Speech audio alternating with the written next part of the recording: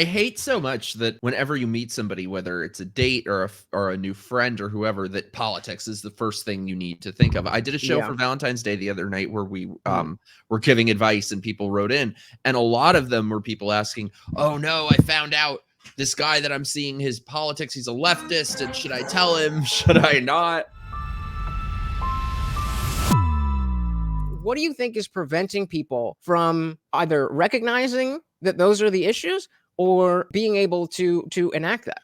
I mean, I think That is a loaded question. in terms of on the left, they have their entire power structure where it's a cult. Anybody steps out of line, they're going to feel the full wrath of the cult. It's the same thing as when somebody tries to leave a cult, and what happens? They come after them. So I kind of understand that, but yeah, I think the right is always reacting to the left also. Yep. So which is why they lose always.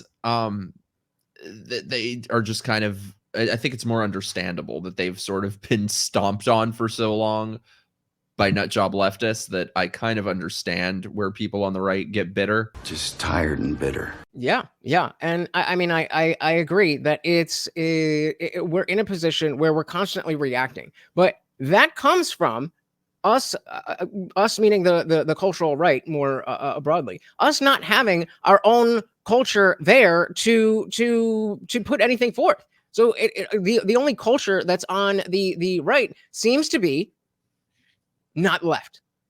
Yeah, that's about it. Well, oh my goodness! Shout out to Soil 2 Soul said Morty, eating good tonight. Oh boy, thank you so much. Sorry, you're saying. I don't know, but I'm just who cares? There's a dog. No, but on the idea that these three things are forcing everybody to be involved in politics when some of them don't want to, some of them shouldn't be, and it's fucking everything up. I hate so much that whenever you meet somebody, whether it's a date or a new friend or whoever, that politics is the first thing you need to think of. I did a show for Valentine's Day the other night where we were giving advice and people wrote in, and a lot of them were people asking, "Oh no, I found out this guy that I'm seeing his politics, he's a leftist, and should I tell him? Should I not?"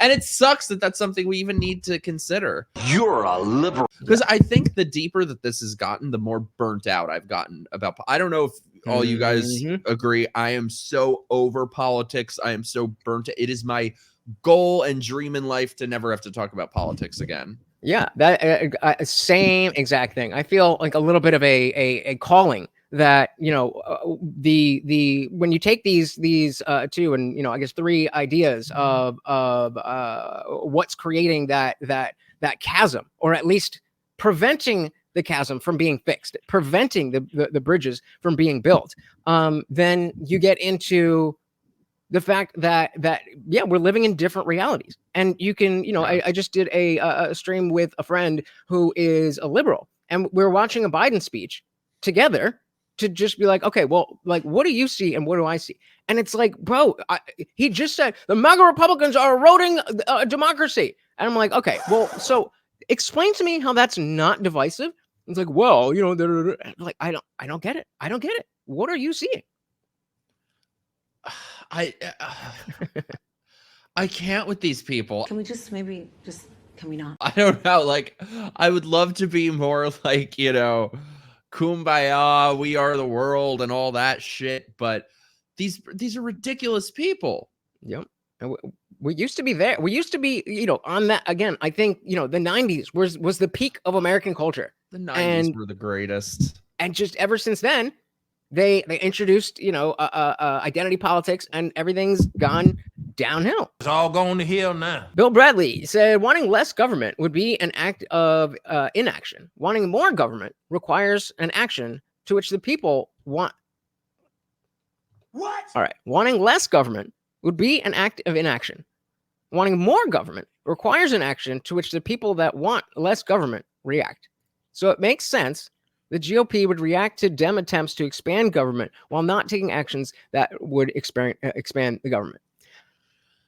I mean, I see what you're saying, but I disagree, because there are actions that you can take that actually solve the problems that create, you know how Hinge, the dating app, they advertise as the app that's the meant only to one be I'm not deleted. on. Is the app that's meant to be deleted. And like, if that were true, of course it's not. They want you to pay for this and that. But if it were true, then that would be a really good utility. And so if we have, the Department of Education that wants to actually fix education and continues tweaking better and better and better education, that's not a problem. The fact is that we're not doing that. So so we definitely have those things that can be done, but all that's being done is just, nope, Democrats bad, Democrats bad. And it's like, well, okay, what do you want then? I think we all want to do things like solve homelessness and I was going to say the wage gap, not the wage gap. The income gap is definitely a huge problem. People are fucking broke. Like, there's things to be done. Oh yeah, let's talk about how their precious lockups was the largest transfer of wealth in history from the lower classes to the top. But we can't talk about that, and that's the thing. We have two parties now that support all of that. Yep. I disagree a little bit because I understand your point, but I kind of, whenever I hear Republican politicians talking about how the government shouldn't get involved, I cringe a little bit because this isn't 1980. The government is involved. Look around you. They're already here. Exactly. So I want to vote someone who will be very proactive and take action and use every tool in our disposal to try and involve the government on behalf of the people for once and get rid of a lot of these things. It takes action to get rid of a lot of these things that have been in place for so long. Yeah. And that's exactly where I'm coming from, is that we're already in a position where, action needs to happen. We need to use, we can't use non-government to fight the government that we have now. That's just not an option. Granny Panties says we are in a cloud Piven loop, and conservatives are too gutless to stop it. I'm not familiar. What is a? I'm going to pretend I'm smart and say I totally know what that is. All right. Well, let's do a Google. Cloud. Actually, let's make sure this is something that could be on. This grinder history is going to open. Okay, looks like we're good. What do we got here? The Cloward Piven strategy is a political strategy outlined in 1966 by American sociologist and political activists Richard Cloward and Francis Fox Piven. Well, very aptly named. Strategy forcing political change, leading the societal collapse through orchestrated crises.